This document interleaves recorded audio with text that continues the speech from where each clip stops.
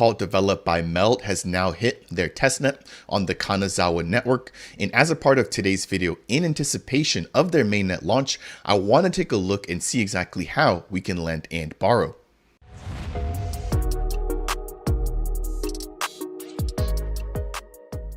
What's up, Meld Nation? Welcome to Dapp Central, your home for everything blockchain and crypto. My name is Fareed. As a part of today's video, huge announcement here surrounding the Meld ecosystem and their testnet now finally going live.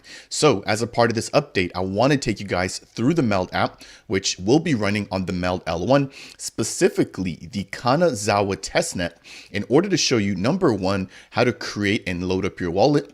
Number two, how to lend out your assets to the protocol in order to earn passive yield. Number three, how to borrow against your set collateral. And then number four, how to repay and close out your positions.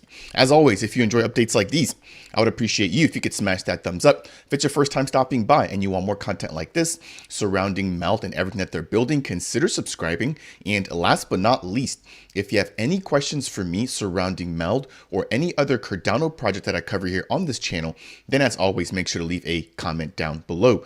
Jumping right on into the announcement that was just made earlier, we have the lending and borrowing testnet, which is now live. Now, I have a fully dedicated playlist breaking down everything with Meld, but if you're not aware, they're simply put a lending and borrowing protocol. We saw their testnet launch on Cardano back in January of 2023, and about a year later, in March now, we have the same protocol launching with a few upgrades on their own Kanazawa testnet. So it states here, the future of finance is nearly here. The lending and borrowing testnet is now live.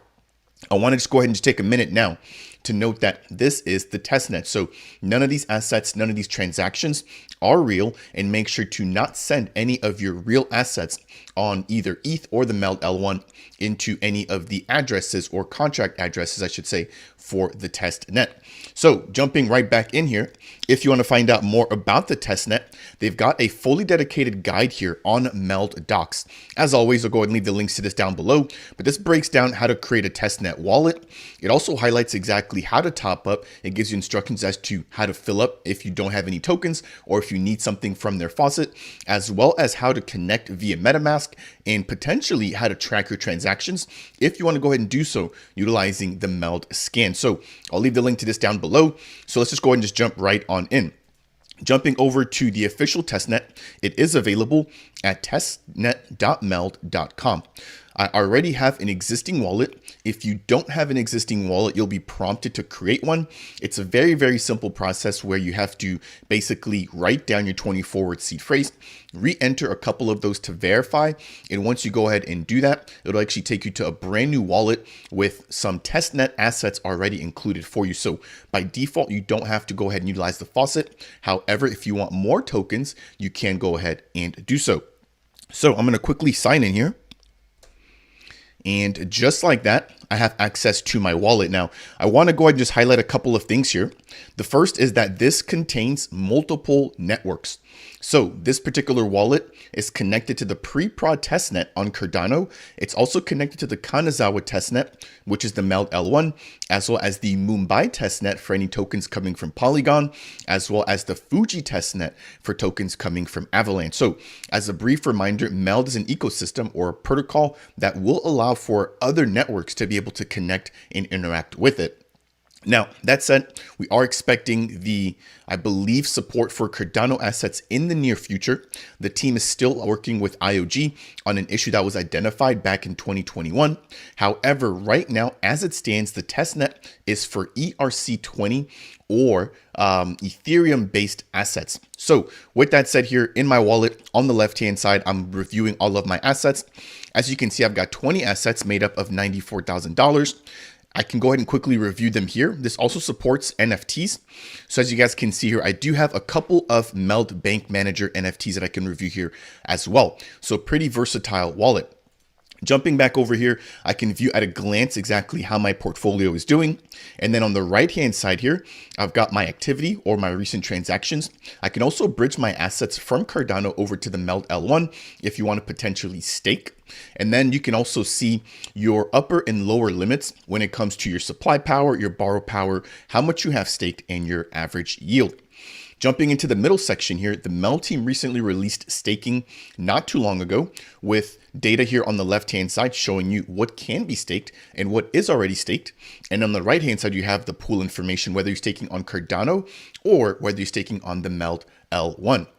Right in the middle here, you've got your staking summary, and then you've got your top yielding tokens and the highest TVL pools, whether that's on Cardano or whether that's on the Meld network. So now that we've got the beginning out of the way, jumping into the good stuff, which is the lending and borrowing. I'm going to get myself out of the way here just so you guys can quickly see.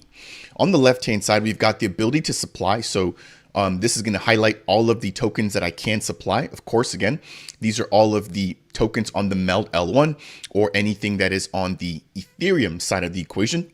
I've got my collateral. Right now, it stands at $0. We're going to go ahead and actually play with that just a little bit in just a moment. Right in the middle, I've got my summary, which lets me know exactly how much I've either borrowed or supplied. And I've got my aggregate yield because, again, keep in mind that you can lend and you can borrow against what you've put up as collateral. So depending on if you're just lending, that aggregate yield will be positive if you're lending more than you're borrowing. However, if you're lending and then borrowing more than you've lent, or in terms of the interest rate of the tokens that you've borrowed, that aggregate yield could potentially become a negative. Now, right below that, I've got all of the assets which can be lent or borrowed, their supply rate, the borrow variable rate, the borrow, I believe this is going to be the fixed rate, and then the borrow power. Again, I want to take a minute to note here that this is a testnet. A lot of this stuff is still in the works. We are expecting for the team to be making continuous updates, just like they did when they launched on the Cardano network. So keep that in mind here. If you guys find any bugs, they do have a process to go ahead and report that over to the team in preparation for the mainnet launch. Now, while I'm on that topic, the mainnet launch, I believe the team is working very hard to get this off to the mainnet. However, they haven't given us a date just yet. I believe they're really waiting to squash a lot of the bugs or potential issues and just finalize some calculations here, right? Because again, this is a pretty in-depth protocol before they make any announcements surrounding their mainnet. However, the fact that they're now on the testnet, I think gives the community an idea as to what we can expect for the future or for the full developed product. Jumping right back in here, on the right-hand side, we've got the borrow side of the equation. So again, on the left-hand side, very simple, what you can supply and what you have already supplied, which you'll see when I actually supply something. And then on the right-hand side, this lists everything that I can borrow with a really, really nice feature here, which is the risk factor. So because you can borrow and lend multiple assets, if you're only lending, there's little to no risk in terms of you being liquidated because you're only supplying assets to the protocol. However, if you are lending and then using that as collateral to borrow against, that will raise your health factor, or your risk factor, I should say, in the sense that if your collateral becomes or the value of your collateral drops too low in comparison to what you've borrowed, that you could be in a potential situation to be liquidated. So in a glance, the health factor or the risk factor here will give you a number between 0 and 100. And the closer you are to that scale of 100, the closer you are to actually being liquidated and the more risky your position is. So the closer you get to that 100, the more likely it is that you probably need to either add more collateral or reduce the size of your borrowed position. That said, let's go ahead and just jump right on in now that we've got an understanding of the available features in the user interface layout. So let's go ahead and quickly supply Meld, which right now would give us a yield of 88%. Again, this is just on the testnet. That is a huge APR here. Really exciting to see, but I would really be interested to see exactly how much APRs come when the mainnet launches. Now, keep in mind that because everything is variable, depending on how much Meld is being lent out at one point, that variable rate could change, right? So if there isn't enough Meld being lent out and there's high demand for Meld, you can definitely bet that you're going to be earning a lot more yield by supplying Meld. And then inversely, if there is low demand for meld, right, and you're lending that out and nobody's really borrowing it, the APR or the yield may not necessarily be as much. Now, let's go ahead and lend some meld here. We have $536 worth of meld. As soon as I actually click on the meld asset here, I can see the supply yield, the borrow interest rate, which is of course much higher than the interest yield, the market price, the borrow power, which right now sits at 0 because I haven't lent anything to the protocol. I then have a vault saturation as well as a vault utilization. So the saturation, I believe, shows me exactly how much meld is currently available. And then the utilization shows me from that amount how much has actually been borrowed. So for now, I'm going to go ahead and quickly supply some meld by clicking the supply button here. And let's say my maximum is 30,000 meld that I can loan out. I'm going to lend out 15,000. And again, I've had my supply APY, my risk factor, which will jump from 0 to 0 because again, I'm supplying to the protocol. My risk factor will only increase when I begin to borrow against my collateral. Now, a really interesting feature here that I spoke with the team about is the use as collateral feature. So there may be a case where you want to supply an asset without necessarily having it be used as collateral, because again, any collateral that you put up to the protocol can essentially be borrowed against. And if you have a liquidation event, that collateral will be taken from you. So there may be an event where you just want to supply a particular token, but you don't want that being counted towards your actual collateral. I'm going to show you guys an example of that here in just a moment. So I'm going to jump back in here and I'm going to get myself out of the way. For now, I'm going to keep this as yes, which will then allow for me to have a specific amount of borrowing power based on the LTV for the meld token. Next, I can see the time that it's going to take for the transaction to execute in, and I can also see the gas fee, which is paid in Gmeld. I'm going to quickly go ahead and confirm. That took just a couple of seconds, and I'm going to go ahead and approve the transaction and confirm that I do want to supply that 15,000 meld. So just like that, the 15,000 meld has been approved or supplied to the protocol. If I jump back out of here, this should update here to show me that I have supplied that meld. So just like that, we can now see that I have $268 worth of meld, which has now been supplied to the protocol, which is now earning me 0.19 yield.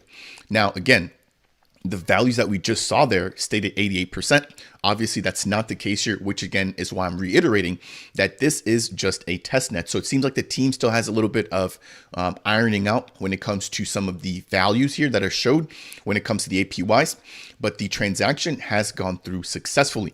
So as you guys can see here now, I can see a new section which has popped up. So I have all the assets that are available to be supplied down here.